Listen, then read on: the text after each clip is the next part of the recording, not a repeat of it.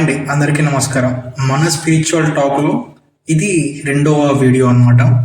So last వీడియోలో మనం భయం గురించి అండ్ భయం జ్ఞానానికి ఎలా అడ్డవుతుంది, జ్ఞానం ఉంటే మనకి భయం ఉండదని ఎలా అయితే చెప్పుకున్నామో, ఈరోజు మనం అహంకారం గురించి మాట్లాడుకుందాం. అహంకారం అండ్ జ్ఞానం ఈరోజు టాపిక్. ఇప్పుడు మనందరికీ కనెక్ట్ అయ్యే ఒక ఎగ్జాంపుల్ చెప్తా.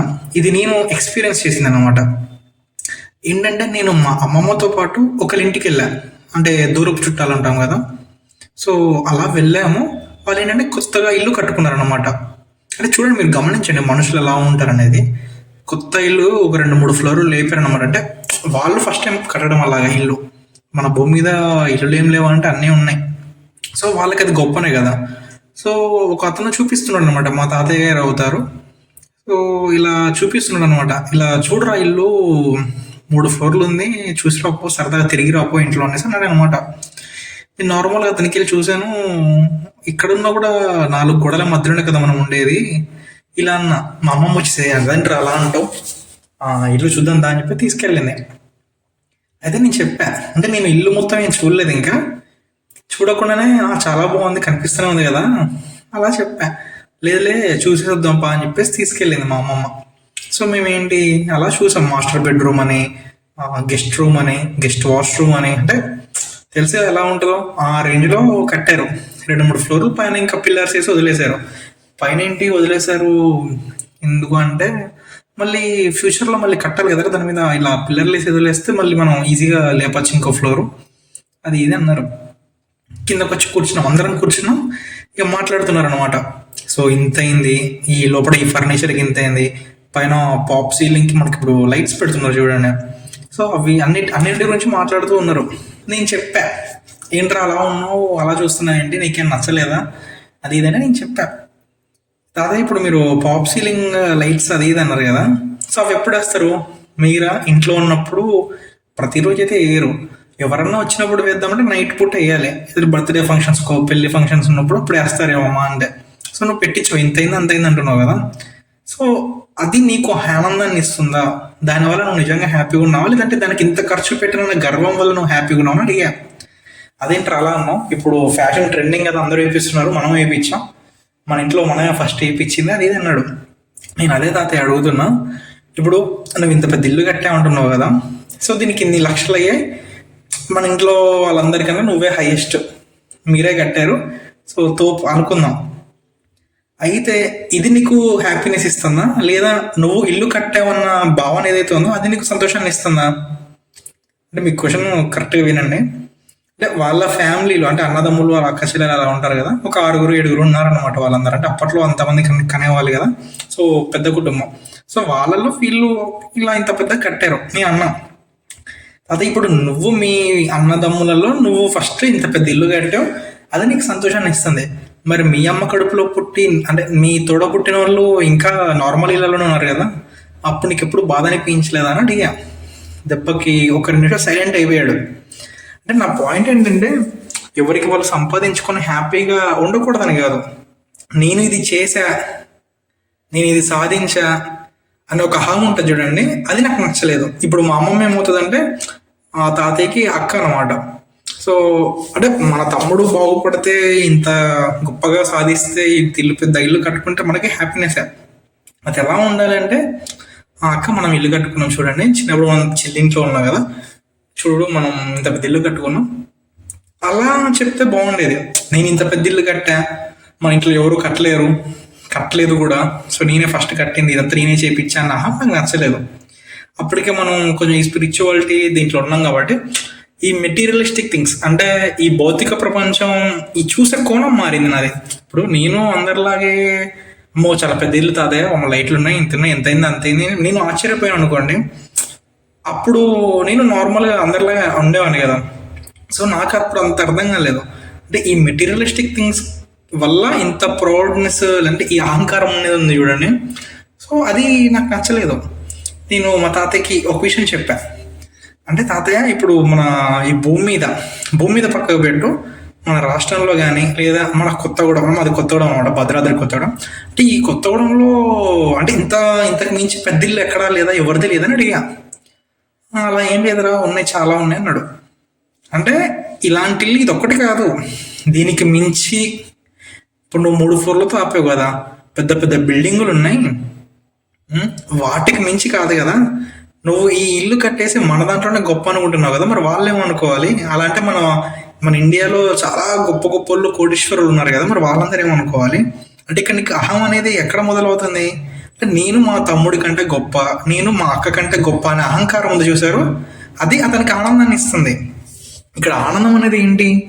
మనం సంతృప్తిగా ఒక పని చేసాం, నేను సంతృప్తిగా ఉండడానికి ఒక ఇల్లు కట్టాను, నా కోరిక, నా డ్రీమ్, లేకపోతే నా గోల్ అనుకుందాం. సో అది నాకు హ్యాపీనెస్ని ఇవ్వాలి. అంతేలేగాని వాడికన్నా నేను కొంచెం బెటర్గా ఉంటే, వాడి దగ్గర 10 రూపాయలు, నా దగ్గర 20 రూపాయలు ఉంటే అదే నా గోల్ అయితే ఎలాగా? సో అది చాలా తప్పనిపించింది నాకు. ఇప్పుడు ఎంత కదనుకున్నా, ఇప్పుడు మా అమ్మమ్మ నేను చూసినప్పుడు కొంచెం మా అమ్మ హ్యాపీ ఫీల్ అయినా కూడా, అంటే నేను ఇంతలా కట్టుకోలేకపోయాను, మా హస్బెండ్ ఇంత సంపాదించలేకపోయాడు అన్న ఒక ఫీలింగ్ ఉంటుంది కదా, అది మనం బాధ పెట్టకూడదు. అక్కడ జరిగింది ఏంటంటే, అతను కొంచెం అహంతో చెప్పడం స్టార్ట్ చేశాడు. అంటే నేను కట్టాను, మన ఇంట్లో ఎవరికి చేత కాదు, లేదంటే ఎవరి వల్ల కాదు, నేనే ఫస్ట్ ఇలా కట్టాను ఇంత రేంజ్లో అన్నట్టు చూపించాడు. నేను ఇలా తగులుకున్నాను అనమాట. అంటే అడుగుతున్నా, ఒక్కొక్కటి మా తాతయ్యని అడుగుతున్నా. అతనికి అర్థమవుతుంది నేనేం చెప్పాలనుకుంటున్నాను. అంటే ఈ భూమి మీద ఇతను ఒక్కడే కాదు కట్టింది ఇల్లు. ఆ విషయం లాజిక్ అర్థమయ్యాక, అంటే ఇప్పుడు నువ్వు కట్టరా అది అన్నాడు. నేను కట్టడం కాదు, నేను కడతానో నాకు తెలియదు, పక్కకు పెట్టి నా గురించి. నువ్వు కట్టావనుకున్నావు, చాలా బాగుంది, నీకు నచ్చింది కదా. ఇంత పెద్ద ఇల్లు, మూడు ఫ్లోర్లు ఉన్నాయి, పాప్ సీలింగ్ ఉంది, ఇవన్నీ నువ్వు పడుకునేటప్పుడు కౌలించుకొని పడుకుంటావని అడిగా. అంటే ఈ క్వశ్చన్కి దిమ్మ తిరిగిపోయి ఉంటుంది చూడండి చాలా వరకు. అంటే మీరు కూడా ఆలోచించండి. ఇప్పుడు చాలామంది ఏంటి ఈగోయిస్టిక్గా, లేదంటే అహంకారం ఉంటుంది చూడండి. నేను ఇంత సంపాదించా, లేదంటే ఇంత పెద్ద ఇల్లు కట్టా. సో ఈ క్వశ్చన్ అడిగా అనమాట. అంటే ఇంత పెద్ద ఇల్లు కట్టావు కదా, సో దీన్ని నువ్వు కౌలించుకొని పడుకుంటావా అని అడిగా. ఒక కన్నింగ్ చూపించాడు. అంటే ఈడేంటి ఇలా అడుగుతున్నాడు ఏంటి అన్నట్టు. అంటే మనం కౌలించుకొని పడుకోలేం కదా ఇంటిని. ఒక మంచి దుప్పటి కావాలి, కింద పరుపు మంచుకుంటే చాలు పడుకుంటాం. పరుపు లేకపోయినా చిన్న గుడిసెలలో మంచి ప్రశాంతంగా నిద్రపోయే చాలా మంది ఉన్నారు. ఇన్ని డబ్బులున్నా సరే ఆరోగ్యం బాగాలేకపోతే ఏమిటికి? యూజ్లెస్ కదా. అలాగే ఎంత పెద్ద ఇల్లున్నా మనం ఆ ఇంటిని కౌలించుకొని పడుకోలేము. వాళ్ళ ఇంట్లో చెప్తున్నా కదా, వాళ్ళ ఇంట్లో వైఫ్ అండ్ హస్బెండ్ గొడవలు చాలా ఉంటాయి. వాళ్ళ అమ్మాయి అంటే మాకు అత్తయ్య వద్ది, సో తను హస్బెండ్ సంథింగ్ విడిపోయారు, ఏదో సంథింగ్ ఇష్యూ ఉంది. అంటే నువ్వు ఇంత పెద్ద ఇల్లు కట్టినా కూడా, సో ఇది ఎక్కడ ఫ్లాప్ అయింది మరి? ఇది హ్యాపీనెస్? నువ్వు హ్యాపీగా ఉన్నావు అంటే ఏంటి? నీతో ఉన్న వాళ్ళు, నీ వాళ్ళు, అట్లీస్ట్ అంటే అన్నదమ్ములు అక్క చెల్లెలు పక్కన పెడితే, ఒక మ్యారేజ్ లైఫ్ అయ్యాక మన పిల్లలు హ్యాపీగా ఉండాలి కదా, రిలేషన్షిప్స్లో కానీ అన్నిట్లో హెల్తీగా ఉండాలి, హ్యాపీగా ఉండాలి. అంత పెద్ద ఇల్లు కట్టుకొని కూతురు కాపురం బాగాలేదంటే అది ఎంత సిగ్గుచేటు. ఒక ఫంక్షన్కి వెళ్ళినా, లేదంటే పిల్లలు స్కూల్ కాలేజ్ చదివేటప్పుడైనా అడుగుతారు కదా, మీ ఫాదర్ ఏం చేస్తారు, ఏమైంది, ఇష్యూ ఏంటి. సో ఇది కంపేర్ చేసుకోరే. అంటే ఒక పెద్ద ఇంట్లో మనం కాల్ చాపి పడుకుంటే నిద్ర వస్తుందా? మనసు ప్రశాంతంగా ఉంటే ఎక్కడైనా నిద్ర పట్టేదే. So comes to the point. ఈ విషయం ఏదైతే నేను చెప్పాను, అంటే ఇల్లు కౌగిలించుకొని పడుకో కదా, నేను ఇంకో కంపారిజన్ చెప్పా. ఇప్పుడు ఈ ప్రకృతి ఉంది, ఇక్కడ ఈ ప్రకృతి మొత్తం చూసుకుంటే నీ ఇల్లు ఆ ప్రకృతిలో చిన్న భాగమే. ఈ ప్రకృతిలో జలపాతాలు, కొండలు చాలా ఉన్నాయి. అరుణాచలం వెళ్ళండి, కాశీ వెళ్ళండి, తిరుపతికి వెళ్ళండి, లేదా కాశీకి వెళ్ళాక అక్కడ ఘాట్స్ చూడండి. అంటే అంటే అంతకు మించి అద్భుతమా ఈ ఇల్లు అనేది? అంటే ఇల్లు అనేది ఏ ఇల్లేనా 3-4 ఫ్లోర్లు కట్టేసి, మన ఇంట్లో మన రిలేటివ్స్ కూడా చాలా మంది ఉంటారు కదా, అహంకారాన్ని చూపిస్తూ ఉంటారు.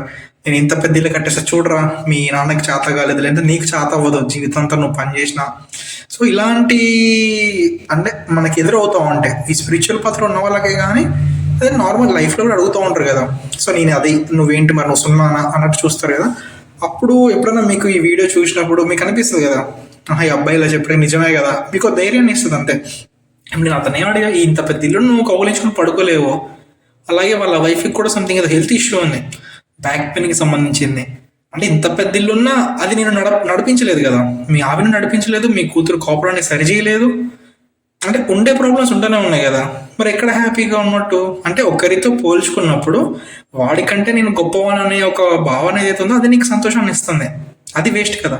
ఈ ప్రకృతిలో ఒక చిన్న చీమకాం నుంచి ఒక పెద్ద మర్రి చెట్టు కూడా అద్భుతమే. ఈ ప్రకృతి అద్భుతం. పుట్టిన ప్రతి జీవి చాలా అందంగా జీవితాన్ని గడిపేసిద్ది.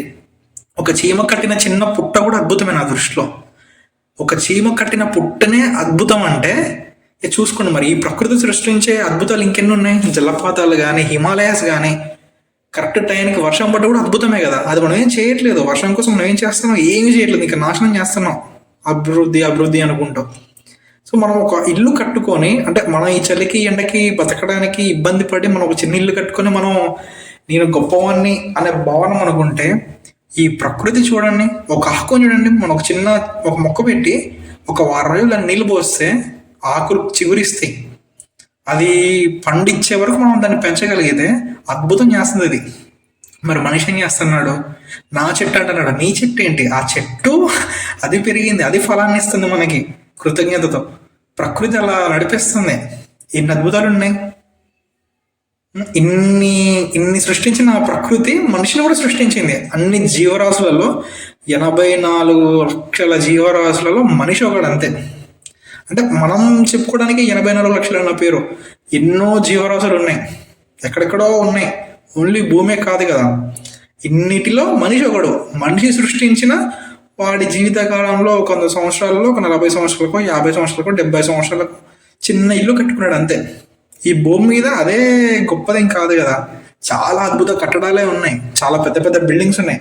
వాటిలలో నువ్వు మీ కుటుంబంలో ఒక చిన్న ఇల్లు కట్టుకున్నావు అంతే. దానికి నీకు అహంకారం పెరిగిపోయి నేను ఇల్లు కట్టుకున్నా చూడండి, ఇంతవరకు ఎవరు కట్టలేదు అంటే చాలా మూర్ఖత్వం అది. సో ఆ రోజు నేను అడిగిన ప్రశ్నలు ఇవే అన్నమాట. సో ఈ ఇల్లు నువ్వు కౌలించుకొని పడుకుంటావా? ఈ ఇల్లు నీ కూతురు సమస్యను తీర్చగలదా?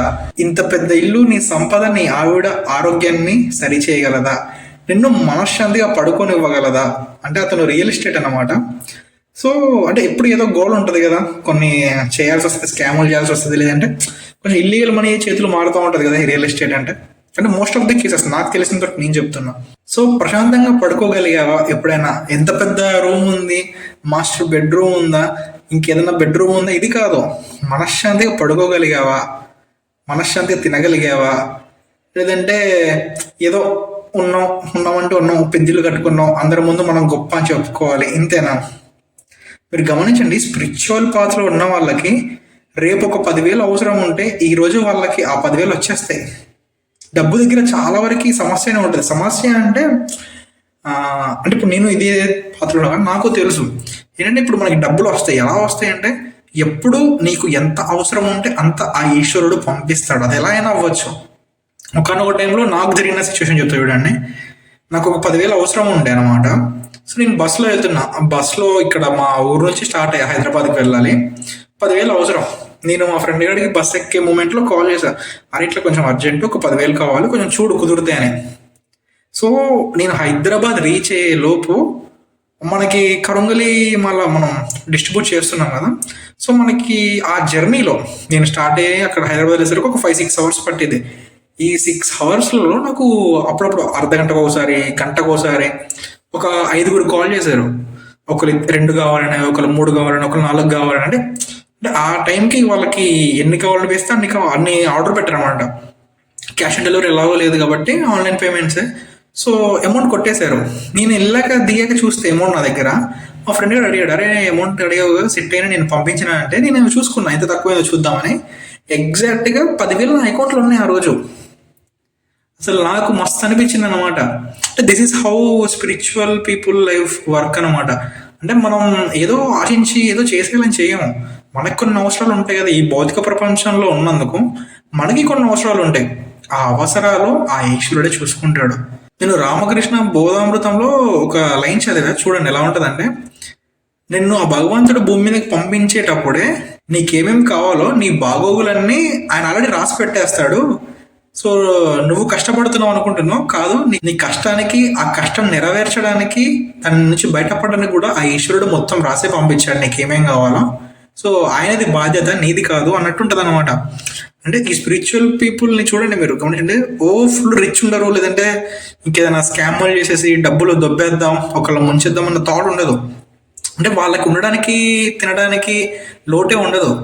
వాళ్ళతో ఒక 10 మంది వాళ్ళ మీద డిపెండ్ అయి ఉంటే ఆ 10 మందికి వాళ్ళు తిండి పెట్టేంత స్థాయిలోనే ఉంటారు. అలానే ఎక్కువ సంపాదించేసి కట్టలు కట్టి ఇస్తారని కాదు. అంటే వాళ్ళ లైఫ్ అలా వర్క్ అవుతూ ఉంటుంది. ఇప్పుడు ఈయన చూడండి, ఇంత పెద్ద ఇల్లు కట్టాడు, అతనికి ఉండే ప్రాబ్లమ్స్ అతనికి ఉన్నాయి. ఏంటి వాళ్ళ పిల్లల ఇష్యూ అయితే ఏంటి, వాళ్ళ హెల్త్ ఇష్యూ అయితే ఏంటి, మనశ్శాంతి లేకుండా పడుకోవటం ఏంటి. సో ఈ స్పిరిచువల్ పీపుల్ లైఫ్ ఎలా ఉంటుందంటే ఉన్న దాంట్లో చాలా హ్యాపీగా ఉంటారు, ఒకరిని మోసం చేయరు. ఎలా ఉంటారంటే చెప్పే కదా, తామరాకు మీద నీటి బొట్టులో ఉండడానికి ప్రయత్నిస్తూ ఉంటారు. వాళ్ళ సాధన ఏంటి, వాళ్ళు బతకడానికి, ఈ భౌతిక ప్రపంచంలో బతకడానికి ఏదైతే పని చేయాలో ఒకరిని మోసం చేయకుండా, ఒకరి మీద ఆధారపడకుండా వాళ్ళకంటూ ఏదో ఒక దాంట్లో ఏదో ఒక వృత్తిలో పని చేసుకుంటూ ఈ సాధన చేసుకుంటూ ఇప్పుడు మీరు వింటున్నారు, ఇది కూడా మీకు ఎంతో కొంత ఉపయోగపడుద్ది కదా. సో ఇవన్నీ వాళ్ళు వాళ్ళ లైఫ్లో ఇంక్లూడ్ అయిపోతూ ఉంటాయి. ఒకరిని మోసం చేయకుండా వాళ్ళ కర్మని వాళ్ళు క్షయం చేసుకుంటూ హ్యాపీగా ఉంటారు. ఎవరిని మన అన్నా కూడా వాళ్ళకి తెలుసు సత్యం ఏంటి. ఇప్పుడు నేను చూడండి ఎలా చెప్పాను మా తాతయ్యకి, ఇంత పెద్ద ఇల్లు కట్టే అన్న అహంకారాన్ని నేను ఎలా తీసుకున్నది, నేను కూడా ఇప్పుడు అతనిలా ఆలోచించి ఉంటే అమ్మో నేను కూడా ఏదైనా చేసేయాలి, జనాలే దోష వేసుకోవాలి, ఏదైనా చేసేసి డబ్బులు సంపాదించి పెద్ద ఇల్లు కట్టేయాలి, ఇది ఇలా ఉంటుంది.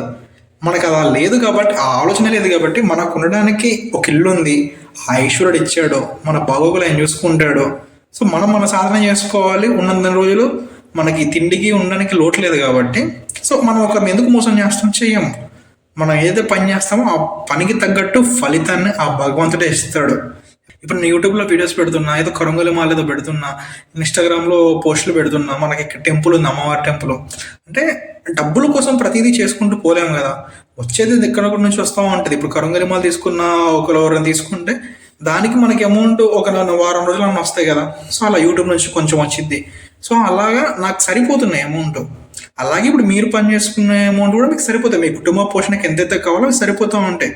ఈ అహంకారం ఏదైతే ఉందో, ఈ కంపారిజన్ ఇవన్నీ, సో అక్కడ దెబ్బడుద్ది అనమాట. మీరు గమనించండి, ఈ అహంకారం ఉన్న వ్యక్తులు మన లైఫ్లో తగిలినా కూడా, సో మీరు ఇదే చెప్పుకోండి, ఇప్పుడు అతనికి అన్ని డబ్బులు ఇచ్చాడు ఆ ఈశ్వరుడు, అంత చెడ్డవాడైనా సరే అనుకుంటే అతనికి ఉండే కర్మ లేదంటే అతను సఫర్ అయ్యేది అతనికి ఉంటుంది. మీకు అంత డబ్బులు ఇవ్వలేదు అంటే మీకు అంత అవసరం లేదని మీనింగ్. అంత అవసరం లేదు అంటే అంత కర్మలు మీరు మోయాల్సిన అవసరం లేదు, అంత భారాన్ని మోయాల్సిన అవసరం లేదు. ఇప్పుడు అతను సంపాదించిన డబ్బులన్నీ ఒక 10 సంవత్సరాలు అయ్యాక ఒక 50 లక్షలు 40 లక్షలు ఇద్దరు హాస్పిటల్ ఖర్చులు అయింది అనుకోండి, అసలు మీకు హాస్పిటల్ ఖర్చు అవసరం లేకుండా మీకు ఆరోగ్యాన్ని ఇచ్చేటప్పుడు ఇంకేంటి, చాలు కదా. చూడండి, మీరు గమనించండి, చాలా మంది డబ్బులు సంపాదించేసి హాస్పిటల్కే పెడతా ఉంటారు, మనశ్శాంతి లేకుండా, తినడానికి ఇబ్బంది పడుతుంది, ఇవి తినాలనికి ఈ ఖర్చులన్నీ ఇటే పోతుంటాయి. చాలా మంది చూడండి, కొంచెం మామూలుగా మిడిల్ క్లాస్ లేదంటే పూర్గా ఉన్నా కూడా హ్యాపీగా ఉంటారు, తిన్నంతలో తింటారు మంచిగా, అసలు వాళ్ళకి ఏ రోగాలు రావు. సో అంత ప్రశాంతంగా ఉంటారు, హ్యాపీగా, చాలు కదా. So that's it for today. ఇప్పుడు మీ లైఫ్లో ఎవరైనా ఇలాగ అహంకారంతో నేను అది ఇది మీకేం చేత కాదు ఇలా అంటే ఒక్కసారి ఈ స్టోరీ గుర్తు తెచ్చుకోండి. ఎందుకంటే సో ఇప్పుడు నేను చెప్పిన ఎగ్జాంపుల్ ఏదైతే ఉందో నేను నా లైఫ్లో చూశానమాట. అతను అడిగిన ఒకటే క్వశ్చన్కి ఆన్సర్ చెప్పలేకపోయాడు. ఈ జీవరాశులలో ప్రకృతి అందరికీ అన్నీ ఇచ్చింది, ఎవరికి ఎంత ఇవ్వాలి వాళ్ళ కర్మను బట్టి వచ్చింది. మనం మనకేదో చేసేసామన్న అహంకారం ఉందనుకోండి, దింపుద్ది ఏదో ఒక రోజు.